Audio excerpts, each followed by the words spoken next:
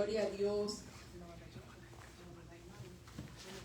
Gracias, Señor, gracias. Gracias por su presencia, Señor. Gracias por su omnipresencia. Gracias por su palabra. Porque ella nos dice que usted está aquí, Señor. Aleluya. Gloria a Dios.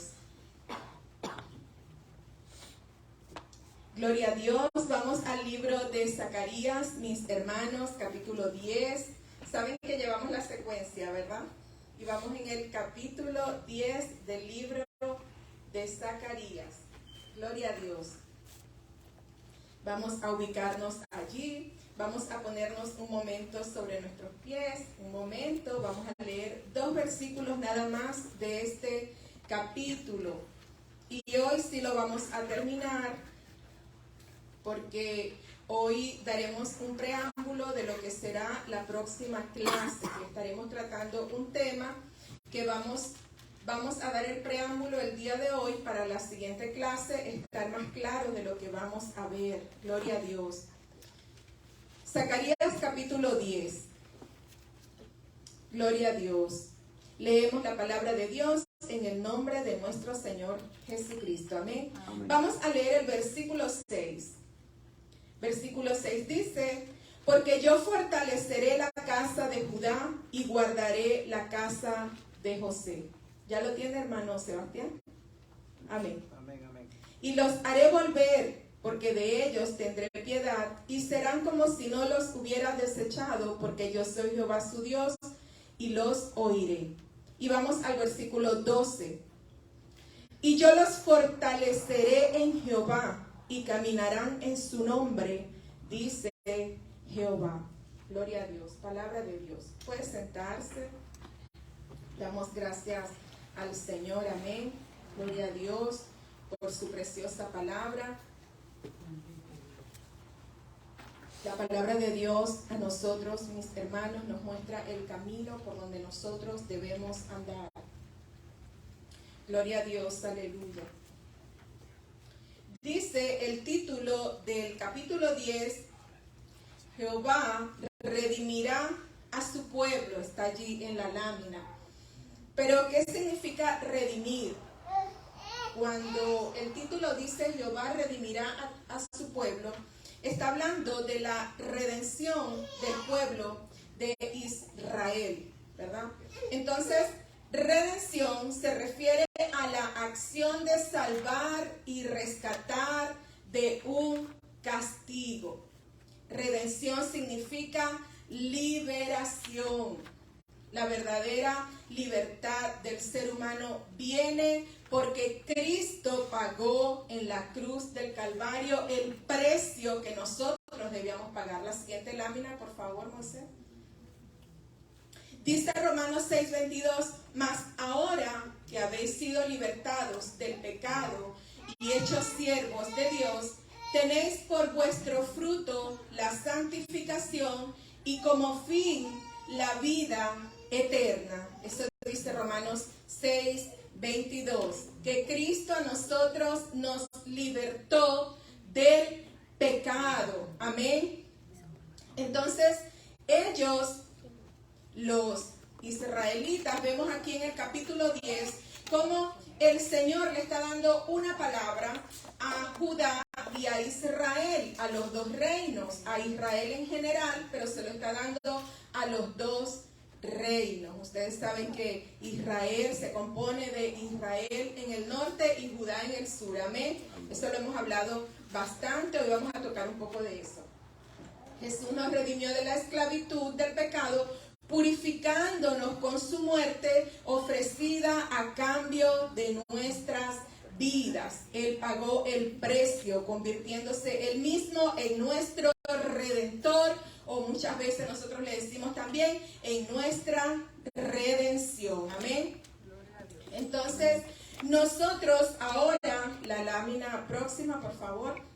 Nosotros podemos ver en 1 de Pedro 2:24 que dice, quien llevó él mismo nuestros pecados en su cuerpo sobre el madero, para que nosotros, estando muertos a los pecados, vivamos a la justicia, y por cuya herida fuisteis sanados. Mis hermanos, ya cuando nosotros llegamos a Cristo, nosotros somos libres de la culpa. Ya nosotros no tenemos esa culpa que antes teníamos por el pecado. Ya nosotros no vamos a pagar por eso que nosotros hicimos, y sobre todo fuimos libertados de ese pecado con el que todo ser humano nace. Amén.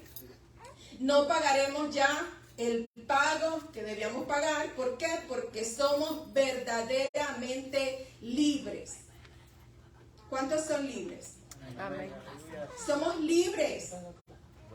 Gloria a Dios. Eso tiene que darnos gozo todos los días. De decir, somos libres, somos libertados, ya fuimos comprados a precio de sangre. Ya lo que nosotros hicimos, ya lo que nosotros pudimos haber hecho cuando llegamos a los caminos del Señor, ya eso el Señor Jesucristo lo pagó con precio de sangre. Amén. Gloria a Dios. Ahora, ¿sabe qué pasa? Ahora cuando pasamos a ser hijos de Dios, Él nos defiende. En vez de acusarnos, ahora nos defiende. Gloria a Dios delante del Padre. Gloria a Dios. Intercede por nuestra alma. Y dice primera de Juan 1, 9 y 10 que Él es fiel y justo para perdonarnos y limpiarnos de toda maldad. No nada más Él pagó el precio, sino que Él mismo nos limpia y nos purifica de toda maldad que pueda haber en nuestra vida. Amén. Por eso es que todos los días nosotros tenemos que ir delante del Señor y decirle: Señor, límpiame, Señor, purifícame, Señor, ya yo vine a ti, Señor, yo soy verdaderamente libre. Siempre decirlo para que en nuestra mente podamos entender y un día llegar verdaderamente y sentirnos que estamos verdaderamente libres. Porque eso es lo que estamos libres de la condenación del pecado, de la condenación eterna, de lo que nos esperaba cuando no estábamos en Cristo. Entonces, el Señor les está hablando al pueblo de Israel de un tipo de redención y les está diciendo que viene alguien que los va a redimir, pero que antes de eso ellos tenían que vivir una situación. Vamos a ver qué es lo que ellos tenían que vivir. Vamos a ubicarnos en el versículo 1. Ustedes lo tienen ahí, yo no lo voy a leer porque ya lo hemos leído varias veces en las clases. Vamos a hacer un recuento de todos estos versículos y qué es lo que el Señor les está hablando aquí a las dos casas, a la casa de Israel y a la casa de Judá. En el versículo 1 del capítulo 10, el Señor les está diciendo: pidan la lluvia tardía, órenme a mí, pídanme a mí. Que ellos estaban pidiéndole a quienes, a los dioses paganos, como vemos en el versículo 2. Ellos estaban en el versículo 2 inmersos en la idolatría. Ellos pedían a estos muñecos de cera. Ellos pedían, mire, los dioses de ellos eran primero Baal, que era el principal dios cananeo, los dioses a quienes ellos se habían vuelto, a quienes ellos ahora le dedicaban adoración, le dedicaban tiempo, le dedicaban hasta sus hijos, se los dedicaban.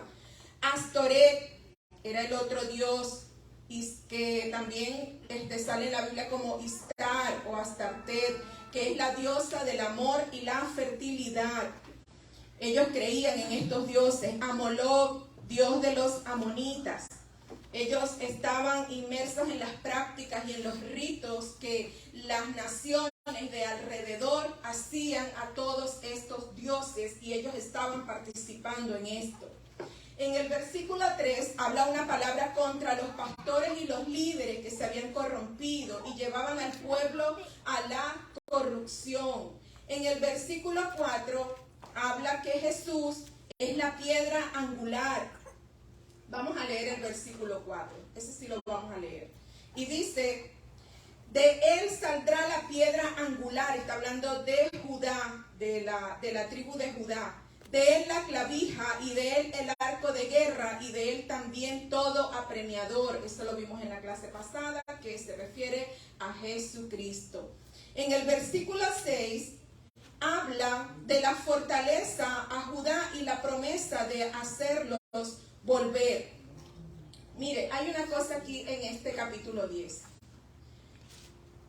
cuando el Señor le está dando esta palabra a Judá, ya el reino del norte había sido invadido por Asiria, ya ellos estaban en el exilio. Al reino del norte el Señor le promete que un día ellos regresarían. Pero ellos todavía, al día de hoy, 2500 años después, ellos no han visto esta promesa. Por eso es que decimos que Israel es el reloj profético de Dios, porque esta promesa tiene que cumplirse. Estas 10 tribus perdidas que andan regadas por todas partes del mundo, cuando usted escuche que estas tribus están regresando a la tierra de Israel, es porque el Señor están los tiempos, se están acelerando. Y el Señor lo va a hacer. Ellos van a sentir en su corazón ir de nuevo a su tierra, de donde a ellos los expulsaron, de donde ellos salieron. En el 722 salió Israel del norte y los asirios tomaron este territorio. Quedó Judá y 200 años después el Señor le está diciendo a Judá: ustedes van a ir cautivos, así como sus hermanos también fueron cautivos. Pero Israel tenía una promesa de regresar nuevamente a su tierra, porque el Señor iba a preservar el linaje de Judá. Lo iba a preservar, ¿para qué? Para que nuestro Señor Jesucristo pudiera nacer de ese linaje, gloria a Dios, y poder identificar que Él venía de ese linaje, de esa tribu de Judá. Entonces continuamos, versículo 7. Promesa a Efraín de gozo. Efraín, como ya les dije, había sido esparcido en el 722, ya hacían 200 años que estas tribus fueron esparcidas por juicio de Dios. Y no habían regresado y todavía al día de hoy no han regresado. Si han regresado ¿cuántas familias? Muy pocas. Pero no han regresado. Versículo 8, promesa de reunirlos y de redención y de multiplicación. Esta es la promesa futura a Israel, al reino del norte, lo que les estaba diciendo. Cuando esta promesa se comience a cumplir, es porque el Señor los va a traer a su tierra y los va a multiplicar. Y la promesa de redención que tienen ellos ahora es la misma que tenemos nosotros. ¿Cuál es nuestra promesa de redención? Cristo Jesús. Jesús fue el que vino a pagar el precio en la cruz por ellos y por nosotros también. Gloria a Dios. Ellos ahora tienen que creer en el Mesías, que el Mesías ya vino. En el versículo 9, ¿me están siguiendo? Amén. Aunque esparcidos, se acordarán de su Dios y volverán. Esta es una promesa para Efraín, para los que no han regresado. Gloria a Dios. En el versículo 10 les habla de Asiria, de Egipto, que para ellos simbolizaba, a ellos les recordaba la esclavitud, la opresión y el exilio en el cual ellos tuvieron que vivir en ese tiempo y en el cual ellos también ahora están dispersos. Y entonces habla también de Galaad y el Líbano, que se refiere a la tierra prometida. Los va a traer de nuevo a la tierra prometida. En el versículo 11 dice que todo obstáculo será derribado y todo lo que se oponga al cumplimiento de la voluntad de Dios no prosperará y será derribado.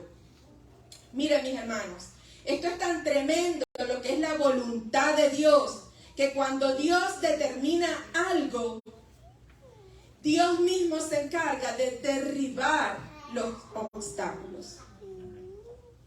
El obstáculo que se levante en contra de la palabra y de la voluntad de lo que Dios ha determinado, Dios mismo lo derriba. Y eso es lo que el Señor les está diciendo aquí, les está dando ánimo, les está dando una palabra a ellos y les está diciendo, ustedes ven muchos obstáculos.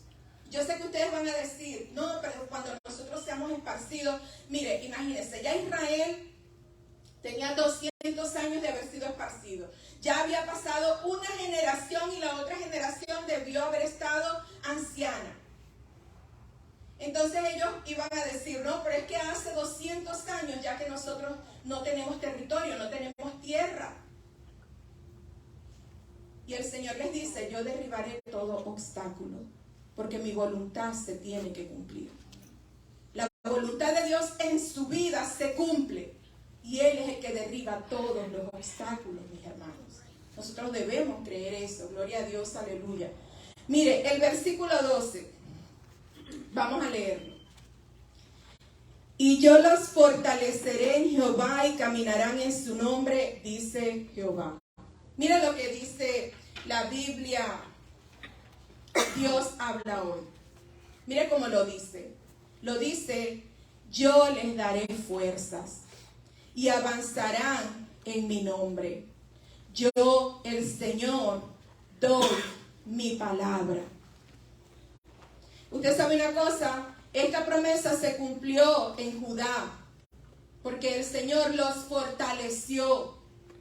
Hay un periodo de la historia llamado el periodo intertestamentario, y de ese periodo vamos a hablar en el día de hoy, porque a veces lo nombramos, pero no lo explicamos. Hoy yo se los voy a explicar. Gloria a Dios, aleluya, con la ayuda del Señor.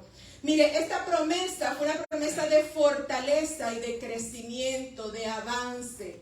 Le dijo, yo los voy a fortalecer, yo los voy a guardar, yo los voy a cuidar en el proceso que ustedes tienen que pasar. Esta promesa fue para Judá. Gloria a Dios, aleluya. Entonces, el Señor cumple sus promesas. ¿Cuántos saben eso? Que el Señor cumple sus promesas. Que no importa lo que pase en nuestra vida, no importa el que se levante contra usted, eso no importa, mi hermano. Dios cumple sus promesas. Porque es Dios. Y Dios lo que dice, lo cumple. Dios no es como el ser humano que cambia de opinión una vez y otra vez. Cuando Dios dice algo es porque Él ya lo vio. Es porque Él ya lo vio, amén. Es porque ya Él lo vio a usted.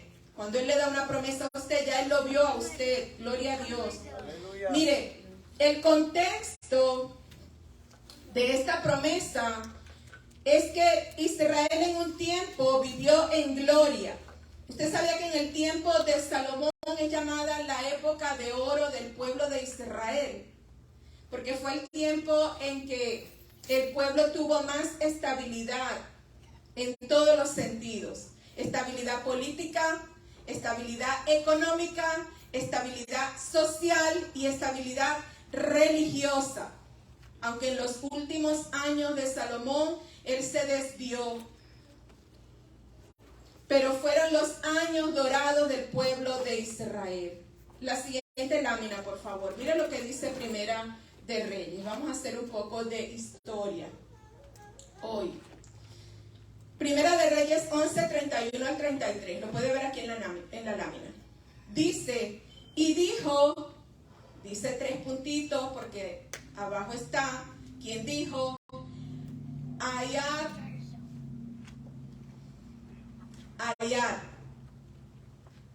Silonita dijo a Jeroboam, este era un profeta, toma para ti 10 pedazos, porque así dijo Jehová, Dios de Israel, he aquí yo rompo el reino de la mano de Salomón, y a ti te daré 10 tribus, y él tendrá una tribu por amor a David mi siervo, y por amor a Jerusalén, ciudad que yo he elegido de todas las tribus de Israel, por cuanto me han dejado y han adorado a Astoret, diosa de los sidonios, a Quemos, dios de Moab, y a Moloc, dios de los hijos de Amón, y no han andado en mis caminos para hacerlo recto delante de mis ojos, y mis estatutos y mis decretos, como hizo David su padre.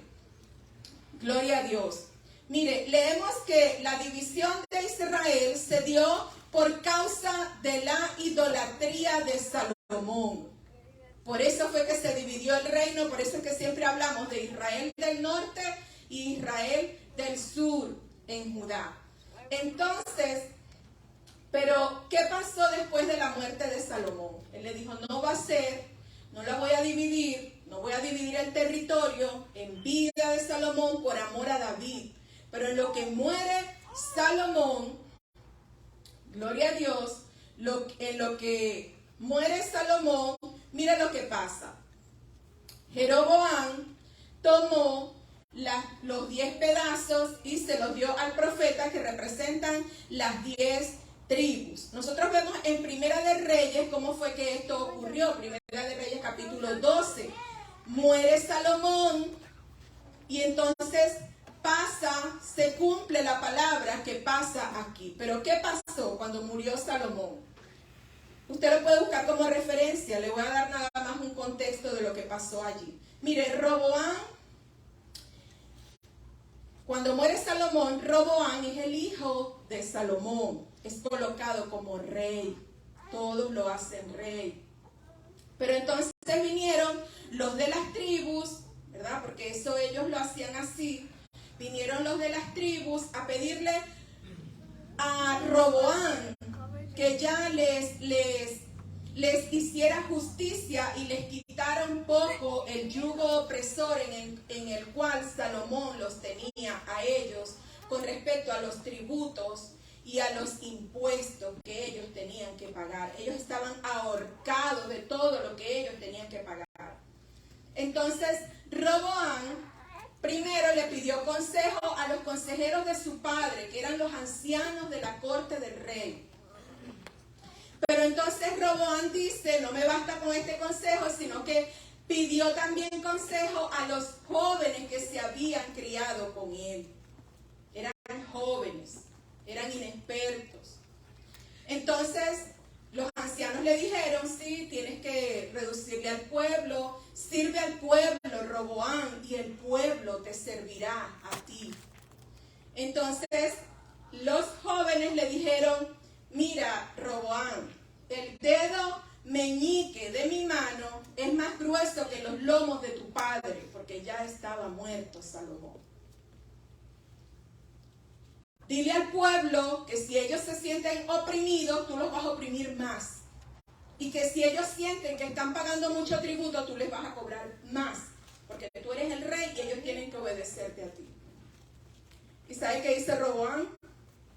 Siguió el consejo de los jóvenes y no el de los ancianos. Los ancianos, el pueblo llegó cuando Roboam le dio el consejo, le dijo a los de las tribus lo que él iba a hacer, que les iba a cobrar más tributo, que tenían que pagar tributo, que eso era la ley, que ellos tenían que pagar eso. Los de las tribus se fueron a sus tiendas y le dijeron a Roboam que perezca él y todo su reino. Ellos maldijeron el reinado de Roboam. Y por esa actitud del rey, de Roboam, en ese momento se cumple lo que ustedes ven aquí. Jeroboam, el siervo de Salomón, es colocado, porque Roboam tuvo que irse huyendo, porque lo iban a matar. A causa de esto, el pueblo se alarmó, el pueblo hizo como una revuelta, él tuvo que salir huyendo y colocaron a Jeroboam sobre todo Israel. Entonces, cuando lo colocan sobre todo Israel, la tribu de Judá dice, no, nosotros no reconocemos a Jeroboam, sino que reconocemos a Roboam. Ahí ellos dos se arman los dos de un ejército para pelear entre ellos. Y mira lo que pasa aquí, esto sí lo vamos a leer. Busquen Primera de Reyes, capítulo 12, versículo 24. Cuando ellos están los dos armados para pelear, ¿verdad? Mire lo que dice el Señor.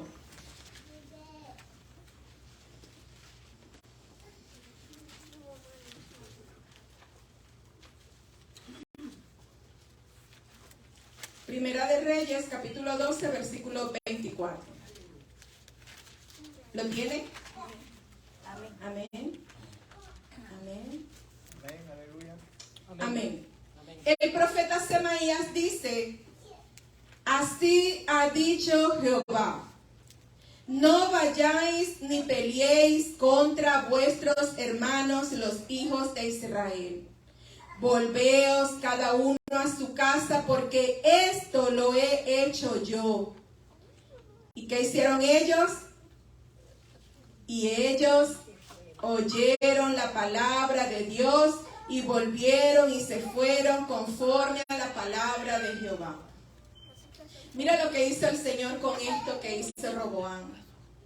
Dios, las cosas que pasan contrarias a nuestra vida, Dios siempre las va a usar para bien, amén.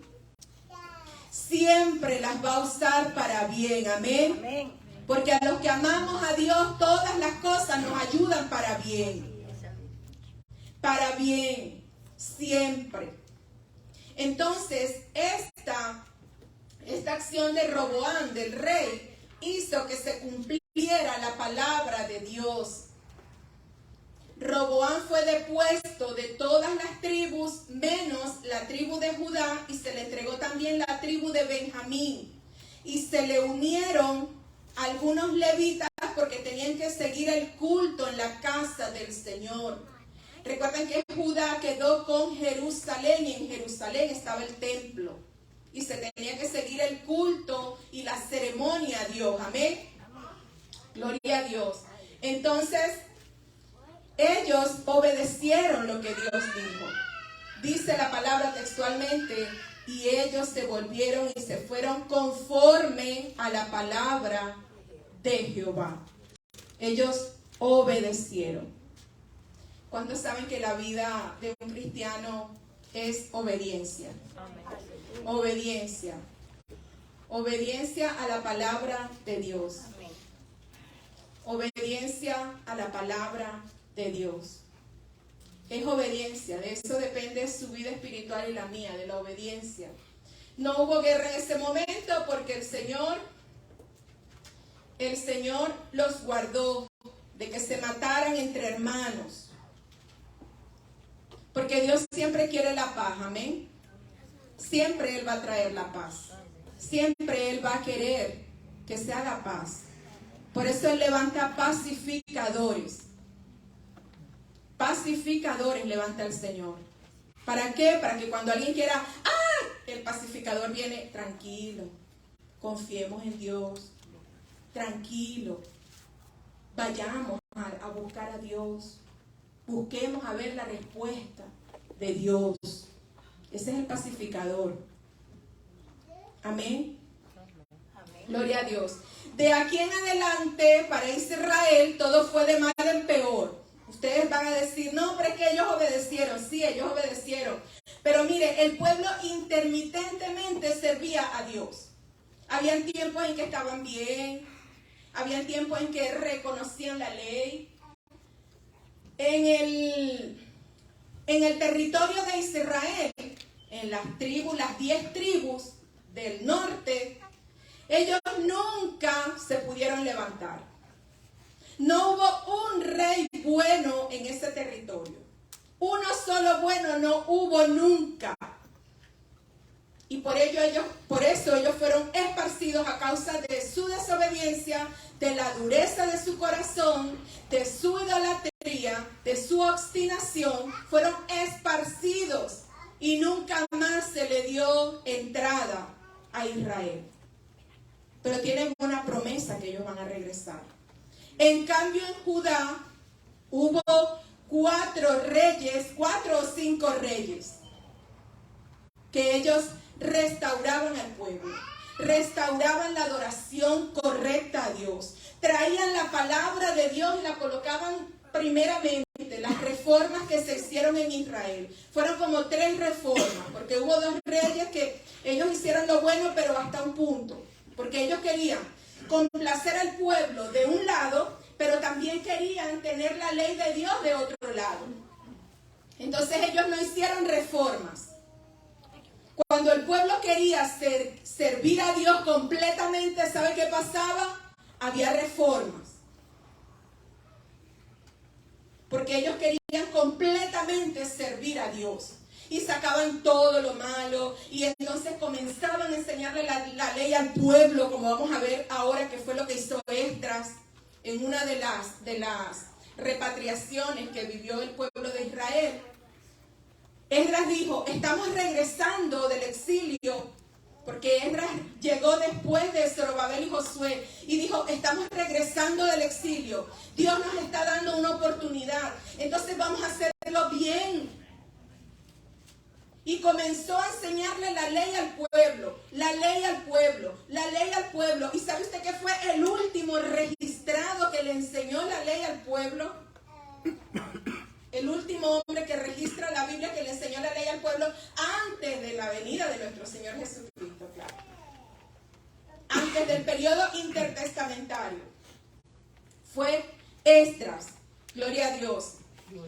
Entonces, no se mantenían firmes en su obediencia. Cuando nosotros revisamos la línea del tiempo, la segunda lámina, la otra lámina, por favor. Cuando nosotros vemos esa línea del tiempo que usted va a ver allí, nosotros vemos cómo el Señor levantaba en cada época una y otra vez levantaba a los profetas. Pero ¿sabe por qué el Señor levantaba a esos profetas? Por la desobediencia del pueblo, porque el pueblo caía otra vez en idolatría, caía otra vez en desobediencia, caía otra vez en lo mismo, repetía las mismas conductas. Se levantaban y caían. Cuando caían, levantaba a Abdías. Cuando caían, levantaba a Joel. Cuando caían, levantaba a Jonás. Entonces, una y otra vez Israel estuvo repitiendo las mismas conductas. Uno tras otro. Pero ellos no escuchaban. ¿Sabe qué hacían con la mayoría de los profetas? Los mataban. Los mataban, ¿por qué? Porque ellos tenían la palabra de Dios. Y como la palabra de Dios al que está mal no le agrada. Porque no es que la palabra de Dios sea mala, porque ustedes saben que la palabra de Dios es perfecta, ¿amén? La palabra de Dios es pura, ¿amén? Es limpia. Pero la conciencia de nosotros nos comienza a acusar cuando escuchamos la palabra. Aleluya. Porque los malos somos nosotros. Entonces, cuando escuchamos la palabra verdadera de Dios, como la escuchaban cuando Jesús la hablaba, ellos, los fariseos, ellos se molestaban y los discípulos le decían, Mateo capítulo 15, los discípulos le decían, Señor, ¿tú sabías que los fariseos se molestan porque escuchan esta palabra? Él le decía, sí, porque las malas cosas de las personas provienen del corazón y del pensamiento. O sea, la conciencia de ellos era lo que los acusaba, no lo que decía Jesús, sus propias conciencias y sus actos. Amén. Entonces, hoy en día la humanidad se pierde en distracciones y no está enfocada en Dios, en su palabra, en su doctrina, en su enseñanza, en su Torah. Las personas no están enfocadas en eso, mi hermano. Si estuviéramos enfocados en eso, viviéramos en paz con todos los que están alrededor de nosotros. Aleluya. Tuviéramos paz, porque la palabra de Dios trae paz. Y no paz para mí nada más. No, es que yo estoy en paz solita. No, la paz entonces se refleja mi familia, mis hijos, mi esposo, mi mamá, mi papá, mis hermanos en sangre, mis hermanos en Cristo, alrededor, en paz con todos. ¿Por qué? Porque la palabra mora en mí y porque trae paz en mí, amén. Gloria a Dios. Entonces, la humanidad no está reconociendo la palabra de Dios como su estilo de vida, como su prioridad, como lo que tiene que buscar para poder andar en el verdadero camino. Amén.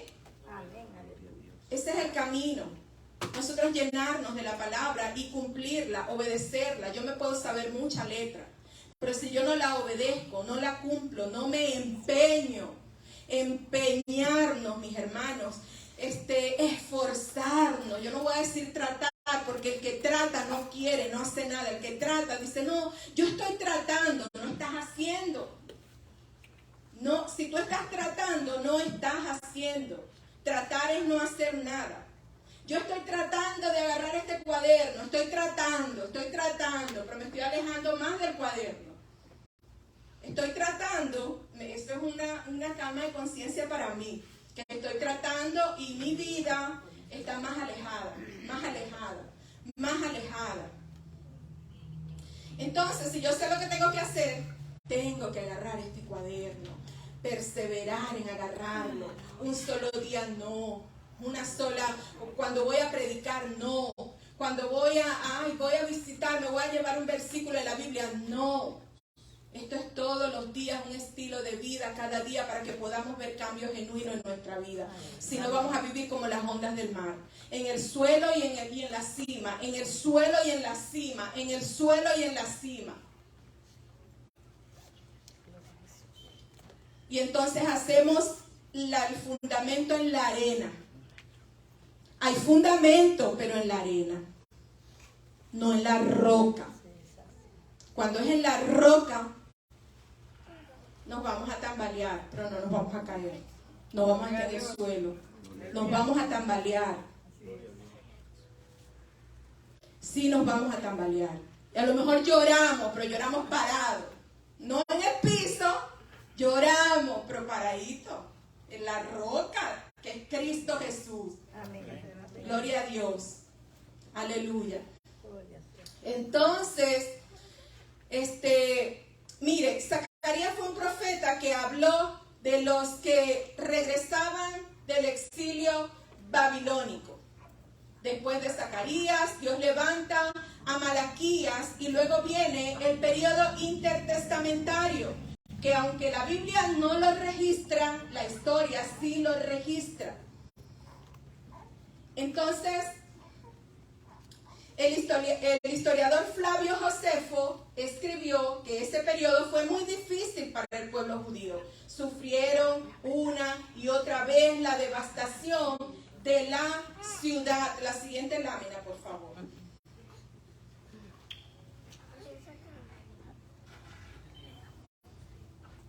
En esta lámina nosotros vamos a ver los diferentes periodos en el cual de esta línea marrón hacia acá está lo que me registra la Biblia hasta el año 434 de la historia antes de Cristo. Y de esta línea para acá está lo que la historia me registra que pasó desde el año 434 hasta nuestro Señor Jesucristo. Este es antes de los 434 y esto es después de los 434. Entonces, el primer suceso que nosotros podemos ver en este periodo del pueblo de Israel, según los escritos bíblicos, ocurrió en el 597, cuando el rey Nabucodonosor II invadió por primera vez la ciudad de Judá. Recuerden que en el 722 ya Israel del norte había sido invadida por Asiria. Ya Israel del norte, ya ellos habían sido esparcidos, ya ese territorio no le pertenecía a Israel.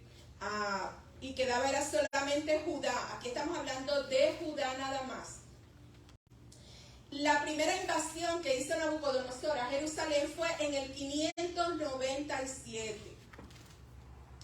Luego, en ese tiempo, Nabucodonosor II invade Palestina y captura Jerusalén. Ustedes saben que Israel pasó a llamarse Palestina, ¿verdad que sí? Y que cuando en 1948 se firma el decreto del territorio para Israel, quedó un territorio para Palestina y un territorio para Israel. Eso lo vamos a ver en la próxima clase con los mapas de cómo fue cambiando el territorio de Israel. Esto ocurrió en el 598, lo que les decía aquí. En el 586 se destruyen las murallas del templo y se llama a los hombres y se llevan a los hombres más productivos. Fue cuando se llevaron a Daniel. Aquí se destruye el templo en este periodo de la historia. Destruyen las murallas, destruyen el templo y se llevan a los cautivos. Cuando vamos aquí a este periodo de abajo, el segundo periodo de Ciro II, ocurre la conquista a Babilonia en el 537 y Ciro II emite un decreto de repatriación de los judíos en el 536, periodo de los profetas Ageo y Zacarías, y solamente regresaron, aquí se registran 42,000, pero nosotros hemos visto en la palabra que se registran 50,000. La historia dice 42,000, pero en la Biblia dice 50,000 en este periodo. Fue cuando, ¿recuerdan el rey Balsasar? Que él comenzó a profanar los utensilios del templo. ¿Han visto? ¿Se acuerdan de esa historia en Daniel? Que él comenzó a profanar los utensilios del templo y una mano escribió en la pared que era la sentencia de él y que en ese día, en ese momento, su reino había sido derribado. Bueno, ese día cayó el reino babilónico por mano de Ciro II. Cuando vemos aquí en el 515 la segunda repatriación, Darío II ordena la segunda repatriación y se organiza la fiesta de la Pascua y los sacerdotes, y es restaurado el sacerdocio por la reconstrucción del templo. Eso pasó aquí en el 515, en este periodo de la historia. Cuando vamos aquí en Artajerjes 3, en el 338, mira lo que pasa aquí. Es la tercera orden de repatriación comandada por Esdras, lo que les estaba hablando sobre la ley. Están viendo aquí, ¿verdad? Este círculo rojo. Organiza la ley, Esdras organiza la ley y coloca hombres idóneos que escriban e interpreten, y de ahí nacen los escribas. Aquí, mis hermanos, es donde por medio de Esdras, ¿verdad? Esdras cumpliendo órdenes del Señor, él organiza la ley. Como ve que él solo no puede enseñar y que él solo no puede encargarse de todos los habitantes, entonces él organiza escribas para que se reproduzca el texto y puedan esos escribas enseñarle la ley, interpretarla y enseñársela al pueblo. Porque Esdras sabía que el pueblo podía tener templo, podía tener dinero, podían comenzar a producir finanzas, podían ser prósperos económicamente, pero si no tenían la ley y si no tenían la instrucción de Dios, no tenían nada. Iban a volver a caer en lo mismo. Y aunque ellos pecaban repetitivamente, siempre había un remanente que se mantenía fiel. Amén. Siempre hay un remanente que se mantiene fiel. Amén. Siempre. Siempre, en todas las épocas de la historia que se registran en la Biblia, ha habido un remanente fiel.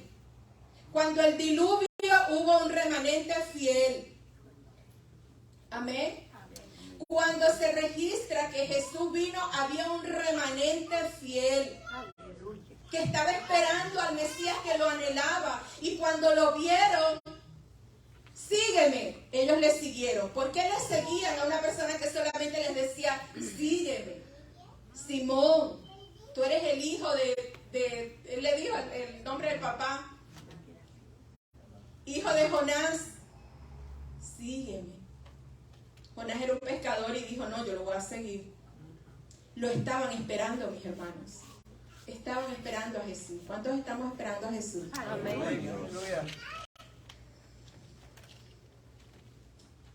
El cuarto repatriamiento lo comanda Nehemías, reconstruyendo los muros, y hace una reforma social y religiosa. Cuando vienen cambios profundos en el pueblo de Dios, vienen reformas. Pero esas reformas es ¿para qué? Para exaltar a Dios y minimizar al hombre. Nehemías le dijo, no estamos aquí porque somos buenos. No estamos aquí porque nos los merecemos. No estamos aquí porque alguien hizo algo bueno y oró a Dios y Dios lo escuchó. Estamos aquí por la misericordia de Dios. Estamos aquí por la bondad de Dios. Porque si Dios nos mirara a nosotros por un orificiecito, todo, Dios nos mira, ¿verdad? Pero si usted como hombre, como usted nos mirara a nosotros por un orificio en nuestra casa, cuando vamos por ahí, si nos mirara, ¿qué pasaría? y en sus manos estuviera la vida de esa persona, usted lo mata, mi hermano, estuviéramos muertos toditos. Porque estamos en un proceso de santificación. No somos santos, santos, santos como el Señor. Estamos en un proceso todos. Todos tenemos batallas y luchas con cosas que queremos que Dios cambie de nuestra vida. Amén. Entonces, Esdras, mire todo lo que registra el libro de Esdras. El capítulo 1 registra el decreto de Ciro cuando los manda a la repatriación, cuando los manda de nuevo a la ciudad. El primer decreto, cuando vino, ¿quiénes fueron los primeros que vinieron? Zorobabel y Josué. ¿Recuerdan que hablamos bastante de Zorobabel y Josué? De la limpieza de Josué, el sumo sacerdote, de Zorobabel, el gobernador, que Zorobabel quería todo con espada, todo peleando, estaba preparando un ejército y lo tenía listo, y el Señor le dice, seguro que Zorobabel pensó, el Señor me va a decir que esta noche es que yo tengo que salir a pelear contra todos mis enemigos. El Señor le dijo a Zorobabel, Zorobabel, no es con espada ni con ejército, sino con mi Santo Espíritu. Así es que usted y yo tenemos que pelear la batalla con el Santo Espíritu de Dios. Amén. Él pelea por nosotros, pero nosotros tenemos que estar tranquilos. Éxodo 14:14. El Señor peleará por nosotros y nosotros estaremos. Esa tranquilidad, esa quietud, esa paz, esa afabilidad, esa tranquilidad debemos tenerla, porque el Señor pelea por nosotros. Amén. Entonces, el libro de Esdras registra en el capítulo 2 los que volvieron con Zorobabel. En el capítulo 3 la restauración del altar y del culto. En el capítulo 4 adversarios detienen la obra. ¿Recuerdan a Sanballat y a Tobías? Hablamos de ellos también. La reedificación del templo, capítulos 5 y 6, que es donde aparece Ageo y Zacarías animando al pueblo. Luego, en el capítulo 7 y 8, Esdras llega a Jerusalén. ¿A qué llega Esdras a Jerusalén? A enseñar la ley y a escoger hombres idóneos para que la enseñaran al pueblo también. Y ahí donde, como les dije, nacen los escribas. En el capítulo 9 está la oración que hizo Esdras por el pueblo. Debemos orar por el pueblo, por cada persona, por cada una de las personas. Amén. En el capítulo 10, expulsión de las mujeres cananeas. ¿Recuerdan eso? Yo hablé de eso cuando hablé de un profeta. Que el Señor les dijo a ellos. Ellos habían llegado muy felices, todas las familias, con todas las familias. ¿Y sabe qué pasaba? Algunos se habían casado con mujeres cananeas, mujeres babilónicas. Y el Señor les dijo, manden a todas esas mujeres para su tierra porque no pueden estar aquí. Y hubo muchos que se regresaron con sus mujeres, pero hubo otros que se quedaron y las mujeres tuvieron que irse.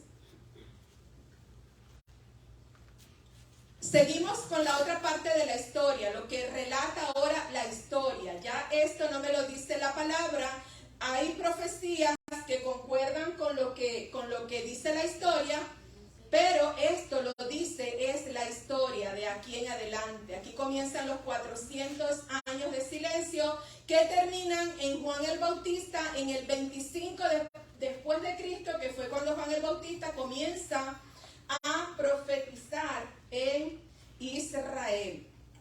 Alejandro Magno, número 5, aquí está. En el 320 derrotó al imperio persa y comenzó el proceso de helenización. Alejandro Magno muere a los 33 años y los territorios que él conquistó le quedan a sus dos generales, a Ptolomeo y a Seleuco. El número 6, el periodo número 6, esto es denominado el periodo griego. El periodo número 6, Antíoco IV, en el 175. Antíoco fue un fuerte helenizador, prohíbe las prácticas judías. Aquí a ellos les comenzaron a prohibir las prácticas judías para meter falsos dioses paganos. Este Antíoco es muy conocido porque él sacrificó un puerco en el templo de Dios como ofrenda a Zeus y regó toda la sangre, todo lo regó en el altar y en todos lados, diciendo que qué era eso, que es ese templo, de quién era, de qué era, porque era tan sagrado, y él profanó el templo, mis hermanos. Profanó el templo que habían construido los repatriados de Israel. Aquí en el número 7, los Hasidim y la revolución de los Macabeos. Mire, los Hasidim fueron un grupo de judíos conservadores devotos con la intención de preservar las antiguas culturas judaicas, le llamaron los devotos, y luchaban contra el proceso de helenización, conservando la cultura judía.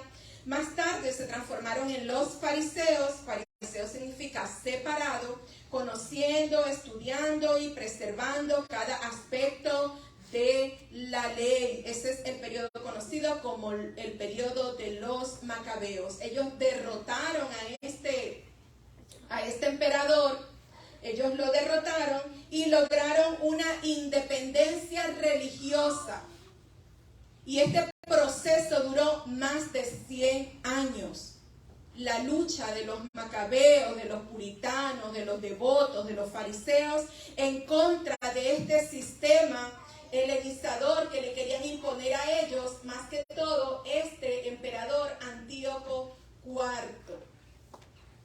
Los macabeos, el periodo de los macabeos fue muy importante para los judíos porque Dios los utilizó a ellos para seguir preservando y para que se cumpliera la palabra que decía que Él los iba a guardar, que Él los iba a fortalecer y que Él les iba a dar el camino por donde ellos iban a andar y ellos iban a llegar a la meta donde Dios quería que llegaran.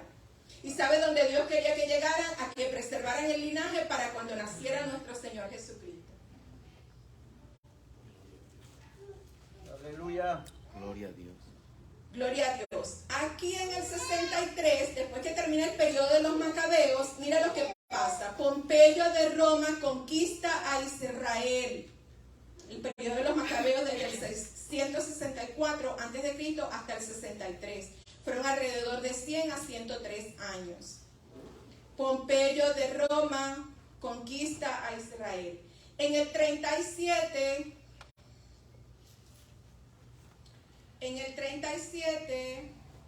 aquí, allá, lo están viendo, ¿verdad? Aquí, el 37 antes de Cristo. Esa época fue el último, allí fue donde el último gobernante Asmeneo, los Asmeneos son los descendientes de los Macabeos. El último gobernante, Asmeneo o Macabeo, gobernó en el 37 antes de Cristo. Aquí, este gobernante es asesinado por Herodes el Grande. Herodes el Grande había sido nombrado por Roma como gobernante de los judíos.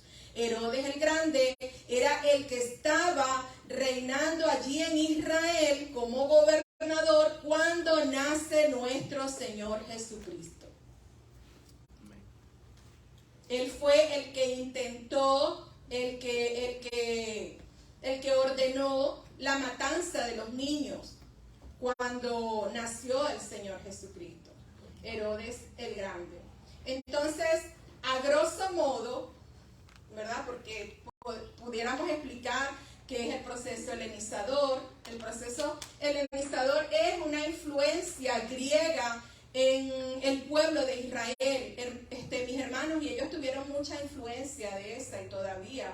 Influencia griega, influencia asiria, influencia babilónica.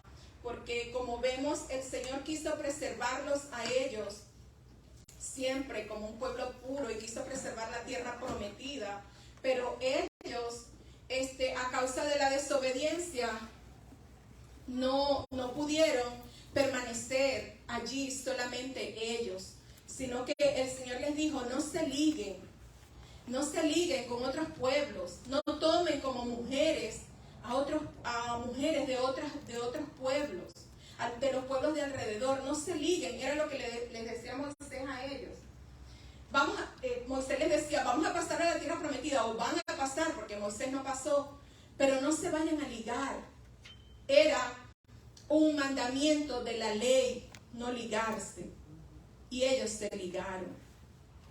Y a causa de la desobediencia, el Señor los entregó a esos mismos pueblos de alrededor, los entregó a sufrimiento, los entregó a dolor y los entregó a que estas 10 tribus, las tribus del norte, desaparecieran. Porque estas tribus son las 10 tribus perdidas de la casa de Israel.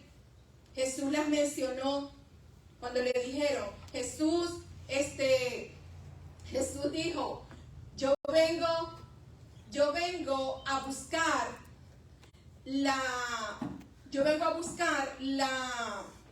¿cómo fue que dijo Jesús? Las ovejas perdidas de la casa de Israel. Cuando Jesús dice, yo vengo a buscar las ovejas perdidas de la casa de Israel, son esas 10 tribus que están esparcidas en todas partes del mundo. Entonces, en esa búsqueda y en esa misión que Jesús tuvo aquí en la tierra, también entramos nosotros. Amén. Entramos nosotros en el proceso de redención. Entramos nosotros en el plan de salvación. Gloria a Dios. Que siempre Dios lo había tenido así, destinado, no nada más para el pueblo de Israel, lo había destinado también para otros, y lo vemos en la vida de Ruth. Ruth era una moabita. Ruth era descendiente de uno de los hijos que tuvo Lot con una de las hijas. Y esta mujer era de una descendencia pagana. Y sabemos que Ruth es de la descendencia de Ruth viene David, ¿verdad que sí? Entonces podemos ver cómo Dios tenía un plan ya trazado, no nada más con el pueblo de Israel, sino también con todos los habitantes de la tierra. Dios es un Dios de misericordia, mis hermanos, y Dios cumple su palabra. Y lo que nosotros podemos ver escudriñando la palabra y leyendo y viendo todo lo que Dios hacía con este pueblo, todo lo que hace también en el día de hoy, todas las promesas que el Señor les dio a ellos y que se han ido cumpliendo y se van a seguir cumpliendo, es que Dios es fiel. Amén. Dios es fiel. Mire, el versículo 12 dice, y yo los fortaleceré y avanzarán en mi nombre. Yo, el Señor, doy mi palabra. Usted sabe algo que me ministraba el Señor cuando yo leía este versículo, que el Señor, como sabe la incredulidad que muchas veces muchos tenemos en ciertas cosas, el Señor tuvo que darles una especie de juramento a ellos. Yo les doy mi palabra. ¿Es necesario que Dios nos jure para nosotros poder creerle? ¿Verdad que no? ¿Verdad que no? ¿Verdad que nosotros sí le creemos? Amén. Sí le creemos. Cuando leemos su palabra, le creemos verdaderamente. El Señor a muchos nos está desafiando a que pongamos por obra si realmente nosotros creemos en Él. Cuando uno cree la palabra de Dios, uno la vive. La vive. Esa es la señal que usted está dando, que usted cree. Que nosotros creemos. Eso era lo que le pasaba al pueblo de Israel. A ellos les daban la palabra era bonita, la palabra era chévere, la palabra era... Pero entonces no la vivían, no la creían. Eran incrédulos en su corazón, en su mente, y el Señor les decía, vuélvanse a mí con todo su corazón, con toda su alma, con toda su fuerza. Y el Señor les dijo, yo haré nuevo pacto con ustedes, y mis palabras estarán escritas en sus corazones. Amén. La palabra de Dios está escrita en nuestros corazones cuando la leemos, cuando la escudriñamos, cuando la vivimos, cuando se la enseñamos a otros. A lo mejor no se las vamos a enseñar así como yo les estoy hablando a ustedes, enseñándoles, sino que por lo que nosotros vivimos, la gente va a ver que nosotros vivimos de una manera diferente. No vivimos igual al mundo, mis hermanos. Nosotros no somos del mundo. Nosotros vivimos en el mundo. Estamos en el mundo, pero nuestra nacionalidad no es del mundo. Nosotros pertenecemos a un reino llamado el reino de los cielos, del cual Jesús le dedicó mucho tiempo a explicarnos allí en su palabra. Somos ciudadanos del reino de los cielos. ¿Cuántos son ciudadanos del reino de los cielos? ¿Cuántos viven en esta tierra como que si nunca se fueran a morir? En esta tierra nosotros vivimos esperando vivir un día en ese reino. Amén, en el nombre de Jesús, aleluya. Y viviendo la palabra, usted lo puede vivir aquí en la tierra. Viviendo la palabra, no una imaginación. No es que yo me imagino que, ay Jesús, yo me imagino Jesús viviendo contigo. Ajá, usted vive con Jesús, pero usted tiene que vivir la palabra para poder vivir con Jesús, porque Jesús no tiene nada que ver con el pecado, ni con las malas cosas, ni con nada que a él no le agrade. Eso no es, mis hermanos, una magia y una imaginación. Aterricemos aquí en la tierra, aleluya. Tenemos que vivir la palabra, vivirla, leerla, escudriñarla, pero seguir los pasos del Maestro, viviendo la palabra. ¿Qué creen ustedes que hacía Jesús toda la noche orando? Buscando la dirección del Padre de lo que Él iba a hacer. Nosotros primero hablamos, metemos la pata y después buscamos la dirección del Padre a ver cómo me saca de aquí. Hacemos todo lo contrario. Por eso es que lo hacemos mal. Pero lo queremos hacer bien, amén. Gloria a Dios, aleluya. Y sonríe que el Señor le ama. Amén. Gloria a Dios.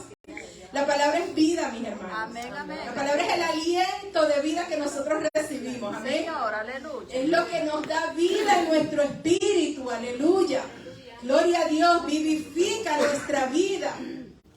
Gloria a Dios. A veces uno se siente medio así, medio no sé, en el cuerpo, porque somos seres humanos. Usted se pone a leer la palabra y la palabra le inyecta a usted lo que usted necesita. Porque usted la está creyendo y usted la quiere vivir y usted la quiere hacer. Amén. Gloria a Dios. Cierren sus ojos.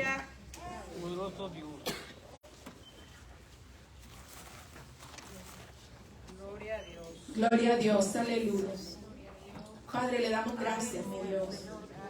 Le damos gracias, mi Señor, aleluya, porque su palabra es vida, Señor. Gracias, mi Dios, gloria a Dios. Gracias por ella, Señor. Gracias por los antiguos, Señor. Gracias por ellos. Gracias, Dios mío, aleluya. Padre, usted nos permite un día más estudiar, Señor, escudriñar y ver las maravillas, Señor, que usted hace, que usted quiere hacer con cada uno de nosotros. Señor, quite todo estupor de nuestra vida. Señor, quite todo lo que está impidiendo que la palabra, Señor, no llegue a nuestra vida. Padre, le entregamos nuestra vida completamente, Señor. Gloria a Dios, para que usted haga conforme a su voluntad en ella. Aquí estamos, Señor, cada uno de nosotros. Allí están mis hermanos, Dios mío. Hemos recibido el pan de vida, Señor, el pan del cielo, Padre mío. Que sea usted, Señor, dando el fruto a cada uno, Señor. Gloria a Dios, conforme al terreno y conforme, Señor, a donde la semilla caiga, Señor. En el nombre poderoso de Jesús se lo pedimos, mi Dios. Le damos gracias, Señor. Toda gloria y toda honra le pertenece a usted, Padre mío. Es suya, Señor. Gloria a Dios, aleluya. Gracias, Padre. En el nombre de Jesús, amén. Tienen 5 minutos, mi hermano.